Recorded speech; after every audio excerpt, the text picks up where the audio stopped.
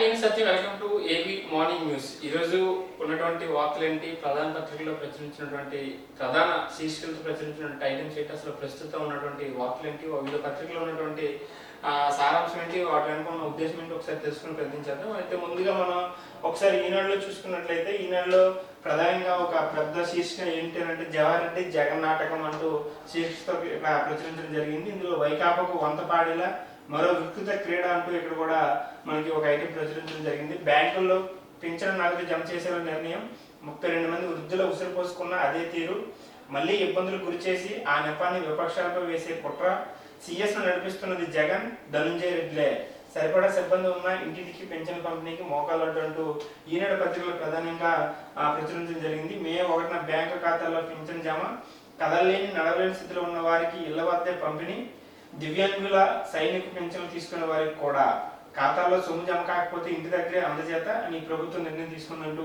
ఈనాడు పత్రికలో ప్రచురించడం జరిగింది. అయితే ఇక్కడ మరొక 2 రోజుల్లో పెన్షన్లు పంపిణీ చేసే అంశం వస్తుంది కాబట్టి దాన్ని ఉద్దేశించి ఇక్కడ ప్రధానంగా ఈ ఐటెం అనేది ప్రచురించడం జరిగింది ఈనాడు పత్రికల్లో.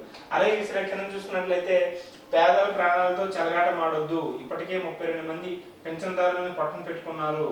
కర్నూలు జిల్లా కౌతాలం గూడూరు ప్రజాగణ సభల్లో చంద్రబాబు ధ్వజం, జగన్ మేనిఫెస్టోకి 0 మార్కులను ఎద్దేవా, రాయలసీమ ప్రాజెక్టులని పూర్తి చేస్తామని హామీ ఇచ్చారు చంద్రబాబు నాయుడు గారు. ఇక్కడ చూసుకొచ్చి ఇక్కడ వేదికపై నిలబడి మాట్లాడుతున్నటువంటి పిక్చర్ కూడా ఇక్కడ మనకు క్లియర్ కట్ కనబడుతుంది.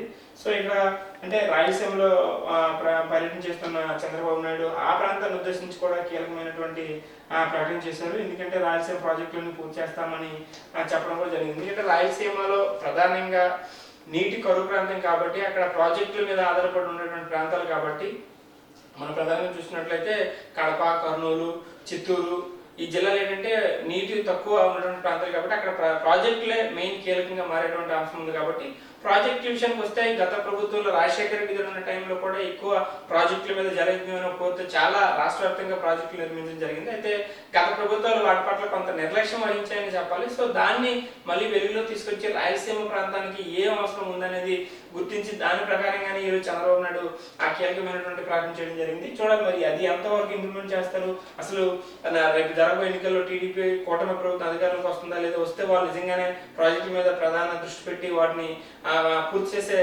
కార్యక్రమం చేస్తారు లేదనేది మనం ఒకసారి చూడాల్సినటువంటి అంశము.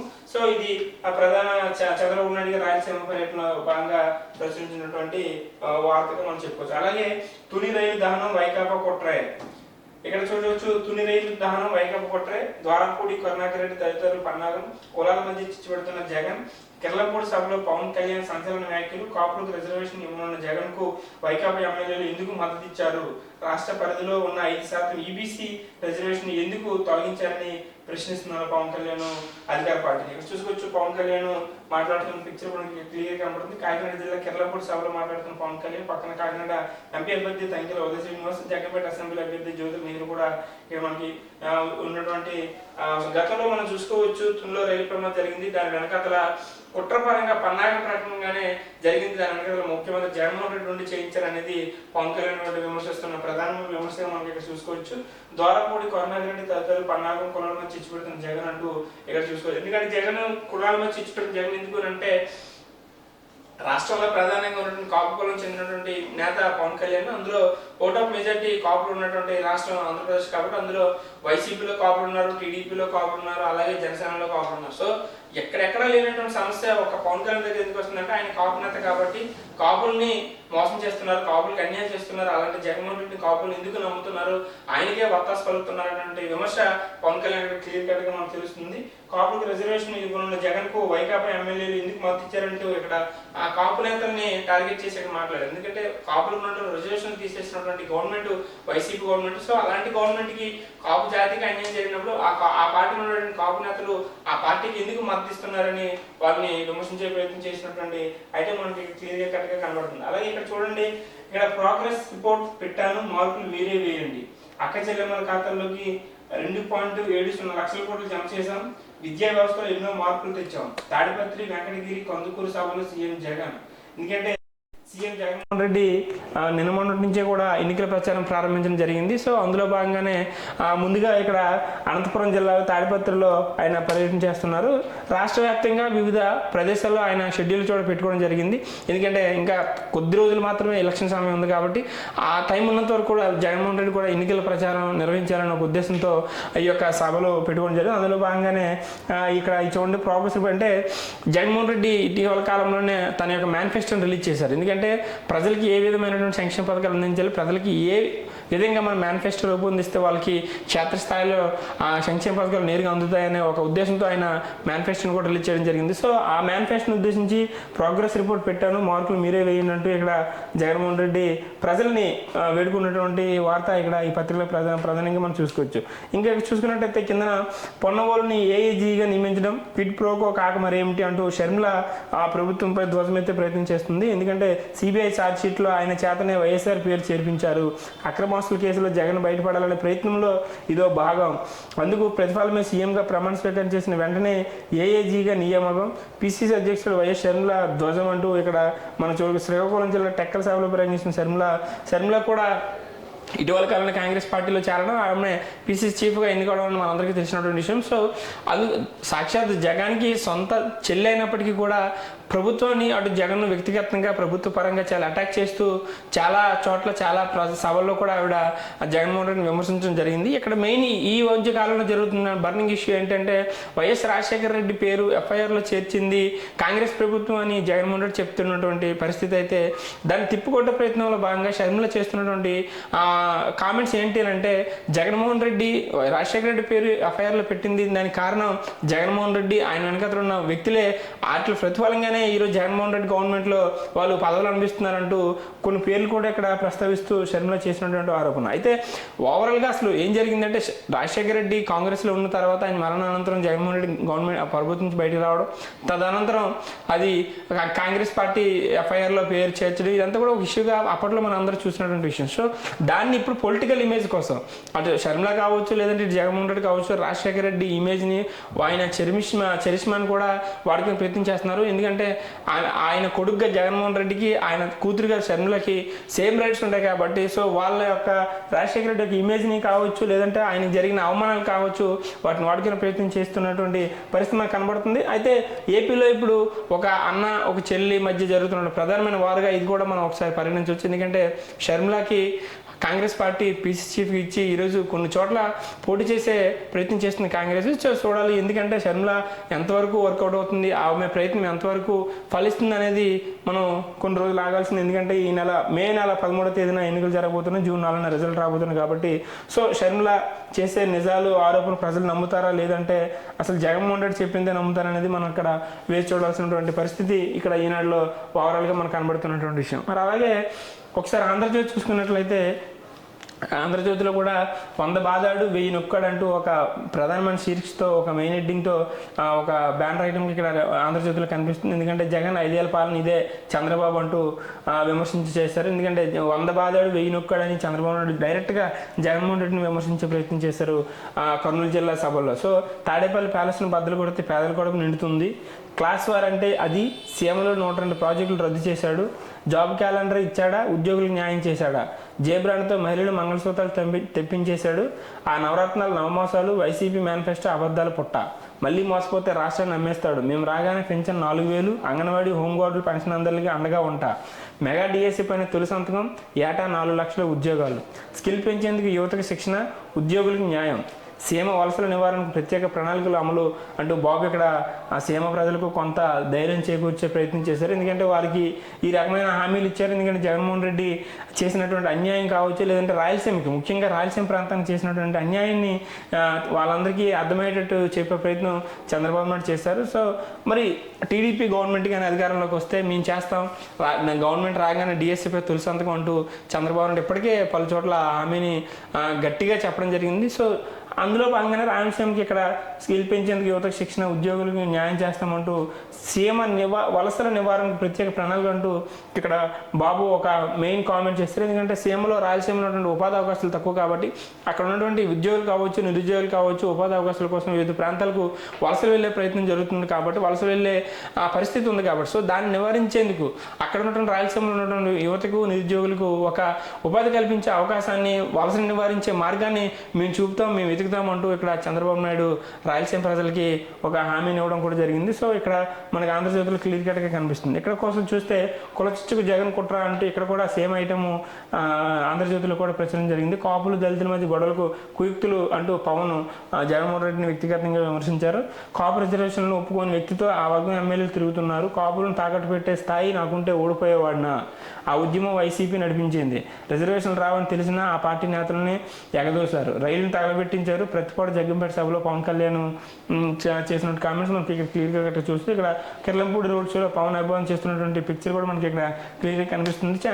ఇక్కడ పవన్ కళ్యాణ్ చేస్తున్నటువంటి ప్రధానం ఏంటంటే కాపులను తాకట్టు పెట్టే స్థాయి. ఒకవేళ కాపు నేతలందరికీ కూడా నేనే నాయకుడిని, నా మాట ప్రకారంగా వింటారు, నేను చెప్పిందే వేదం అనుకుంటే నేను ఓడిపోయే పరిస్థితి ఉండేది కాదు అంటే ఇక్కడ పవన్ కళ్యాణ్ ఒక ఎమోషనల్ కామెంట్ చేస్తున్నటువంటి పరిస్థితి మనకి ఇక్కడ క్లియర్ కట్గా కనబడుతుంది. ఎందుకంటే అంత స్థాయి నాకు ఉంటే నేను లాస్ట్ జగన్ ఎన్నికల్లో ఓడిపోయాను కాదు. సో కాపులను శాసించే స్థాయి కానీ, కాపుల్ని ఆదేశించే నాయకత్వం కానీ నాది కాదు. సో వైసీపీకే అండగా నిలబడుతున్నారు. ఆయన కాపులకి అన్యాయం చేసినా, ఉన్న రిజర్వేషన్ తొలగించినప్పుడు కూడా కాపులను ఎక్కువ మంది జగన్మోహన్ రెడ్డితో ఉంటున్నారు కాబట్టి, సో కాపులు ఇది అర్థం చేసుకోవాలి. ఎందుకంటే ఏ పార్టీ న్యాయం చేస్తుంది, ఏ పార్టీ రిజర్వేషన్ ఉంటుంది, ఏ పార్టీ కాపులకు సంక్షేమ అభివృద్ధి కోరుకుంటుంది అనేది చూడాలని పవన్ కళ్యాణ్ కాపు నేతలకు చెప్పినటువంటి అంశం మనకి క్లియర్ కనబడుతుంది. అలాగే రైలు విషయంకి వస్తే అది తగలబెట్టింది జగన్మోహన్ రెడ్డి, వెనకతల నుండి జరిపించింది కూడా జగన్మోహన్ రెడ్డి అంటూ ప్రతిపాడు జగ్గంపేట సభలో పవన్ కళ్యాణ్ చేసినటువంటి కామెంట్స్. ఇక్కడికి చూస్తే బ్యాంక్ ఖాతాల్లోకి పెన్షన్, ఆధార్తో మ్యాప్ అయిన వారికి నగదు బదిలీ, బ్యాంక్ ఖాతా లేకపోతే ఇంటి దగ్గరే, సచివాలయ సిబ్బంది ద్వారా పంపిణీ, పంచాయతీరాజ్ మార్గదర్శకాలు జారీ. ఇక్కడ కూడా వాలంటీర్లు ఫంక్షన్ విషయానికి ఇక్కడ కూడా ప్రధానంగా ప్రచురణ జరిగింది.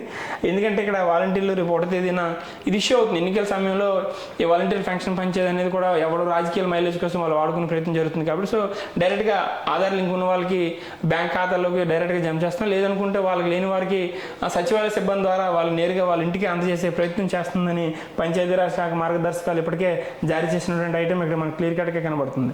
సో ఇక్కడ చూసినట్లయితే పొన్నవోలుకు పదవికి ప్రోకో ఛార్జ్ షీట్లు తండ్రి పేరు చేర్చినందుకు జగన్ మేలు, చేర్పించింది కాంగ్రెస్ కాదు జగనే, వైఎస్ పేరు లేకుండా బయటికి రావడం అసాధ్యమని జగన్పై షర్మిల సంచలన ఆరోపణలు చేసినటువంటి ఐటమ్ ఇక్కడ కూడా ప్రశ్నించడం జరిగింది. అయితే ఇక్కడ కూడా షర్మిల జగన్మోహన్ రెడ్డిని పొన్నవోలుకు చేసిన మేలు ఏంటి, పొన్నవోలు వల్ల రాజశేఖర రెడ్డి పేరు కాంగ్రెస్ పార్టీ ఛార్జ్ షీట్లో పెట్టించింది. సో దానికి కృతజ్ఞత భాగంగా ఈరోజు పొన్నవోలుకి ఇక్కడ గవర్నమెంట్ వచ్చిన తర్వాత పదవులు కట్టబెట్టే ప్రయత్నం జగన్మోహన్ రెడ్డి చేశాడని విమర్శిస్తున్నటువంటి షర్మిల ఇక్కడ మనకు క్లియర్ కట్గా కనిపిస్తుంది. ఇక్కడ ప్రధానంగా షర్మిల ఇక్కడ ఏంటంటే ఒక టీడీపీని లేదంటే ఒక జనసేన కాకుండా ఓన్లీ ఒక వైసీపీని జగన్మోహన్ టార్గెట్గానే ఏ సభల్లో కూడా ఏ మీటింగ్లో కూడా విమర్శిస్తున్నటువంటి పరిస్థితి మనందరం చూస్తున్నటువంటి విషయం. ఇది ఆంధ్రజ్యోతి పత్రికలో ప్రచురించినటువంటి ప్రధానమైన ఐటమ్స్. ఒకసారి సాక్షిలో చూస్తే సాక్షిలో కూడా, ఎందుకంటే సాక్షి సిద్ధాంతాలు, సాక్షి స్టాండ్ వేరు కాబట్టి ఇక్కడ చూసుకోవచ్చు మనం.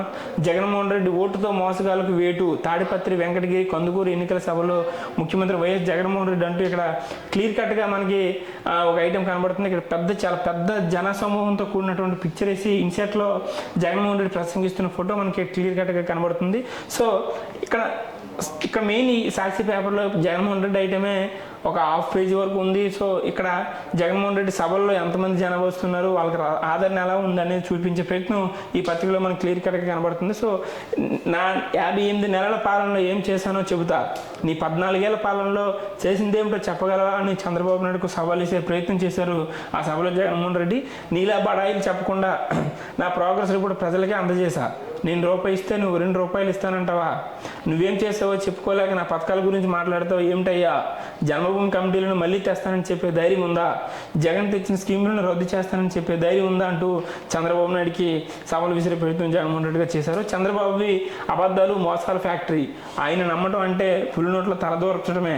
డబ్బులు మీ ఖాతాలోకి పంపితే అది జగన్ పాలన. బాబుకు ఓటేస్తే ఆయన స్నేహితులకి డబ్బులు ట్రాన్స్ఫర్ అంటూ ఇక్కడ కొన్ని కామెంట్స్ చేశారు వైఎస్ జగన్మోహన్ రెడ్డి గారు. అయితే ఇక్కడ ప్రధానంగా చంద్రబాబు నాయుడిని వైఎస్ జగన్మోహన్ రెడ్డి విమర్శించినటువంటి మెయిన్ రీజన్ ఏంటంటే సంక్షేమ పథకాలు మేనిఫెస్టో.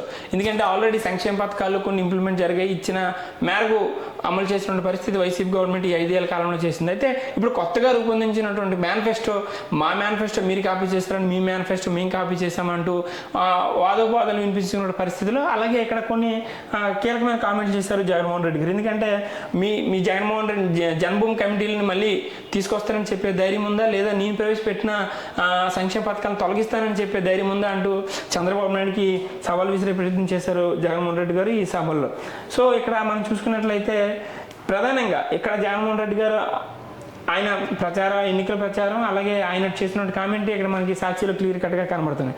అలాగే ఇక్కడ చూసుకున్నట్లయితే జగన్ రేపు నుండి చంపితే ఏమవుతుంది, నెల్లూరు జిల్లా బుచ్చిరెడ్డిపాలెం సభలో చంద్రబాబు వ్యవస్థపై వ్యాఖ్యలు అంటూ ఇక్కడ మనకి చేశారు. ఎందుకంటే ఇక్కడ వాళ్ళ యొక్క కాంట్రవర్సీ కామెంట్స్ ఏముంటాయనేది ప్రశ్నిస్తున్నటువంటి సందర్భంలో ఇక్కడ జగన్ నిన్ను రేపు చంపితే ఏమవుతుందని ఒక హెడ్డింగ్తో ఇక్కడ చంద్రబాబు నాయుడు ఐటమ్ని ఇక్కడ ప్రచురించడం జరిగింది. అయితే బహిరంగానే బరితెగించిన టీడీపీ అధినేత సీఎం జగన్పై కుతంత్రం, జగన్ రాజకీయంగా ఎదుర్కోలేక భౌతికంగా నిర్మూలించే కుట్ర, కొద్ది రోజుల క్రితం ఆ దున్నపోతున్న మనిషికి ఒక రాయి తీసుకుని కొట్టండి అంటూ చేసినటువంటి వ్యాఖ్యల్ని ఇక్కడ సాక్షి పేపర్లో క్లియర్ కట్గా మనకి కనిపిస్తుంది. ఇక్కడ చూడండి, మళ్ళీ కూడా చూసుకున్నట్టయితే మే నెల పెన్షన్ బ్యాంక్ ఖాతాలో జమ, 1వ తేదీన పెన్షన్ పంపిణీ మొదలు, జూన్ నెలకు ఇదే విధానం అంటూ ఇక్కడ కూడా పెన్షన్లు జారీ చేసినటువంటి పెన్షన్ల పంపిణీ విధానం పైన ప్రచురించినటువంటి ఐటమ్ ఇక్కడ మనకి క్లియర్ కట్గా కనబడుతుంది. సో ఇక్కడ మొన్నటంలోని జన సునామీ మేనిఫెస్టో ప్రకటించాక సీఎం జగన్ చేపట్టిన మలబెడత ప్రచారానికి జన నిరోధన ఉంటూ ఇక్కడ తాడిపత్రి, వెంకటగిరి, కొందుగూరు సభలకు పోటెత్తిన జనసాంద్రం, ముఖ్యమంత్రి జగన్మోహన్ రెడ్డి ప్రసంగాలకు భారీ స్పందన అంటూ ఇక్కడ కూడా మనకి క్లియర్ కట్గా ప్రచురించారు.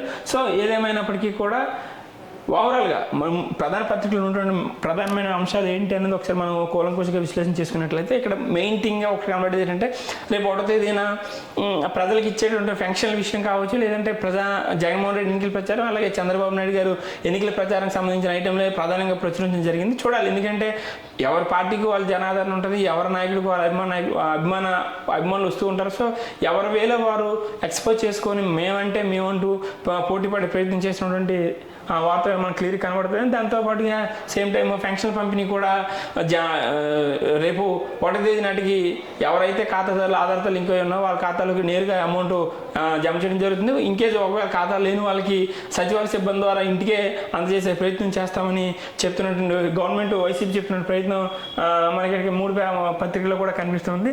సో ఏదేమైనప్పటికీ రాష్ట్రంలో పొలిటికల్ హీటు తారస్థాయికి చేరుకుందని చెప్పుకోవాలి. ఎందుకంటే ఎవరి ప్రచారంలో, ఎవరి సమూహ సమీకరణలో, ఎవరి హామీలు, ఎవరి మేనిఫెస్టోలు అనేది ఏపీలో ప్రస్తుతం హాట్ టాపిక్ ఉందని చెప్పుకోవచ్చు అనమాట. Thank you.